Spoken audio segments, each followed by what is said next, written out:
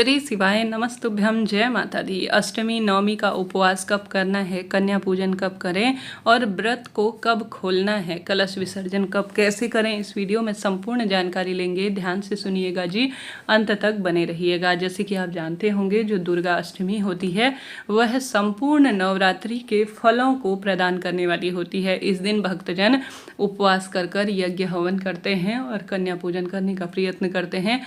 परंतु इस साल जो है बहुत दुविधा का विषय बना हुआ है कि दुर्गा अष्टमी कब करनी है, अर्थात अष्टमी का व्रत कब करना है, क्योंकि दोनों तिथियों में अष्टमी व्याप्त है। एक तो जो है 10 तारीख को भी व्याप्त है और 11 तारीख को भी व्याप्त है। ऐसी स्थिति में बहुत ही संकट की स्थिति यह हो गई है। तो ध्यान से सुने, शास्त्र कहता है उदयाकालीन तिथि हमेशा मान्य होती है किसी भी शुभ काम के लिए, किसी व्रत उपवास को करने के लिए। ऐसे में अष्टमी तिथि कब से शुरू हो रही है, जैसे कि 2024 में अष्टमी 10 अक्टूबर को दोपहर 12:31 के आसपास प्रारंभ हो रही है और 11 अक्टूबर को दोपहर में 12:06 के आसपास यह समापन की ओर होगी। ऐसे में हमें जो उदया तिथि मिल रही है वह 11 अक्टूबर 2024 को मिल रही है। ऐसे में शास्त्रों में यह भी कहा जाता है कि अष्टमी और नवमी युक्त जो है अष्टमी मनाना, व्रत करना ज़्यादा शुभ रहता है। सप्तमी और अष्टमी शुभ नहीं मानी जाती व्रत उपवास को लेकर। तो सूर्य उदय के समय अर्थात जो सुबह के समय अष्टमी है वह 11 तारीख को हमें मिल रही है। इसलिए पंचांग में लिखा गया है कि आप जो है अष्टमी का उपवास 11 तारीख को ही करेंगे तो ज़्यादा शुभ रहेगा। हालांकि 10 तारीख को भी अष्टमी का समय है 12:31 के बाद। ऐसे में अगर आपको समय है तो आप अष्टमी के निमित्त 10 अक्टूबर को 12:31 के बाद कन्या पूजन कर सकते हैं। वैसे भी अष्टमी रात्रि का हर एक नवरात्रि का अपना महत्व है और रात्रि में तो अद्भुत फल मिलते हैं यज्ञ साधना और हर एक कार्य के लिए। तो आप सभी 10 अक्टूबर को दोपहर 12:31 के बाद भी 10 तारीख को कन्या पूजन कर सकते हैं, परंतु व्रत उपवास जो है वह 11 अक्टूबर को ही करना ज़्यादा शुभ और श्रेष्ठ रहेगा। तो 2 दिन आपके पास हैं, एक तो 10 तारीख को 12 बजे बाद, एक 11 तारीख को पूरे दिन भर में। ठीक है, तो इन दोनों दिनों में आप कन्या पूजन कर लीजिएगा। हालांकि कई क्षेत्रों में अपने परिवार के नियम के अनुसार कई क्षेत्रों में अष्टमी को कन्या पूजी जाती है, घर में यज्ञ हवन किया जाता है, परिवार रीति अनुसार कुल देवी का पूजन किया जाता है। कई क्षेत्रों में जो है जो नवमी होती है वह पूजने में आती है। ऐसे में इस साल 2 दिन एक ही दिन जो है अष्टमी और नवमी हो रही है, वह है 11 तारीख। नवमी जो है 11 तारीख को ही मनाई जाएगी। अष्टमी का उपवास भी इसी दिन होगा और कन्या पूजन आप 10 तारीख को 12 बजे बाद भी कर सकते हैं, क्योंकि अष्टमी तिथि शुरू हो जा रही है। तो नवमी कब से शुरू होगी जरूर से जान लीजिए। 11 अक्टूबर को नवमी तिथि 12:06 से शुरू होगी और 12 अक्टूबर की सुबह 10:49 के आसपास ये समापन की ओर हो जाएगी।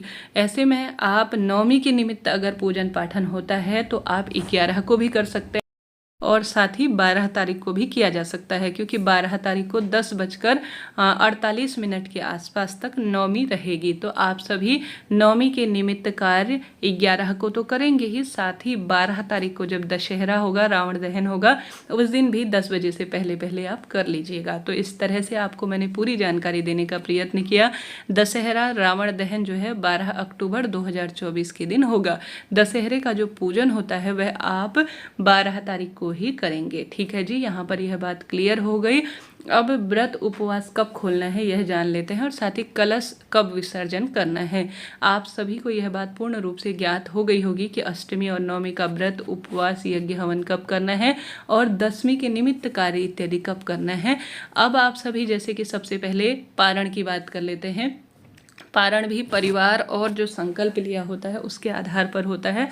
कई भक्तजन अष्टमी तिथि पर हलवा पूड़ी जो है बनाकर माँ को भोग लगाकर और कन्याओं को जिमाकर और विशेष तौर पर पूजन इत्यादि का संपूर्ण कार्य करने के बाद अष्टमी तिथि को ही अपने व्रत उपवास को माँ को चढ़ाए हुए प्रसाद के साथ अपना खोल लेते हैं।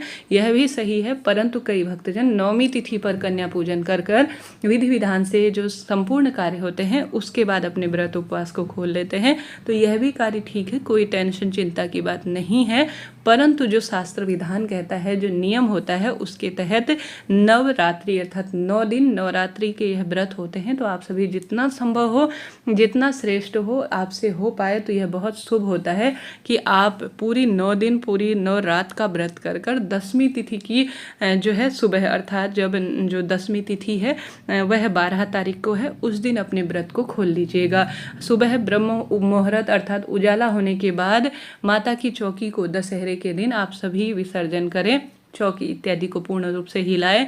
उसके बाद माँ से भूल चूक के लिए क्षमा प्रार्थी हों और माँ के आगे भोग इत्यादि समर्पित कर कर चौकी विसर्जित कैसे करनी है वह मैंने करके वीडियो में दिखाया है, इससे पहले की वीडियो में, कृपया उसे देखिएगा। तो आपको व्रत पारण कब करना है, सबसे पहले चौकी विसर्जन होगी और कन्या पूजन इत्यादि अष्टमी नवमी में होने के बाद अब 12 तारीख को अपने व्रत को 10वीं के दिन सुबह खोलते हैं, तो यह अत्यधिक शुभ माना जाता है।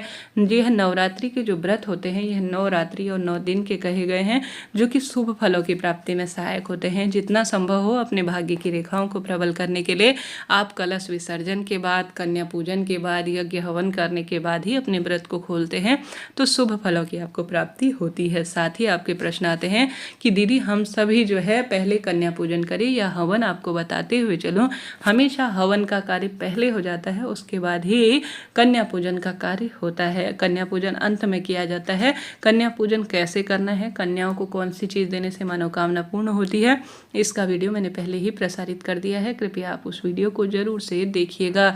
नवरात्रि का जो पूजन है वह कन्या पूजन से, यज्ञ हवन से ही पूर्ण होता है। आप सभी इस चीज़ को नोट करते हुए चलिएगा। साथ ही अपना व्रत कैसे खोला जाता है, जैसे कि मैंने बताया आपको कब व्रत खोलना है। आप सभी जो माँ को हलवा पूड़ी भोग प्रसाद समर्पित किए हैं, आप उसको थोड़ा सा ग्रहण कर कर अपने हाथ की हथेली में लेकर सबसे पहले माँ को चढ़ाए हुए प्रसाद से ही अपने व्रत को खोलिएगा। इस चीज़ को ध्यान रखिएगा, तभी आपका व्रत उपवास सफल और श्रेष्ठ माना जाएगा। आप सभी नवरात्रि के व्रत किए हैं तो इसका विधान विसर्जन भी सही विधि से कीजिएगा। सबसे पहले अष्टमी नवमी पर जितना संभव हो आप सभी माँ को जो प्रिय है हलवा पूड़ी नारियल, यह जरूर से अपने घर बनाएं।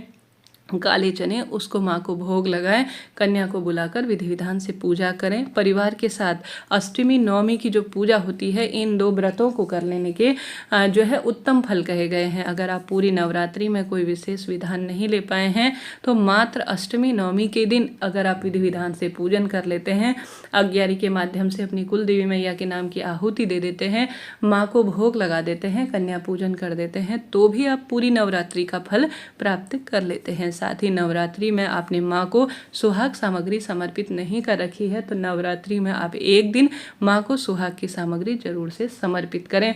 16 सामग्री समर्पित नहीं कर सकते हैं तो थोड़ा सा ही सही आपको सामग्री जरूर से विसर्जित अर्थात माँ को समर्पित करनी चाहिए, तभी आपका व्रत उपवास सफल होगा। तो आप सही विधि से अष्टमी व्रत करें, सही तिथि पर करें, नवमी का भी आप सही दिन व्रत उपवास करें और कलश स्थापन विसर्जन इत्यादि भी सही विधि से करें, और तभी जो है आपका व्रत उपवास सही समय सही मुहूर्त में करेंगे, तभी यह सफल माना जाएगा।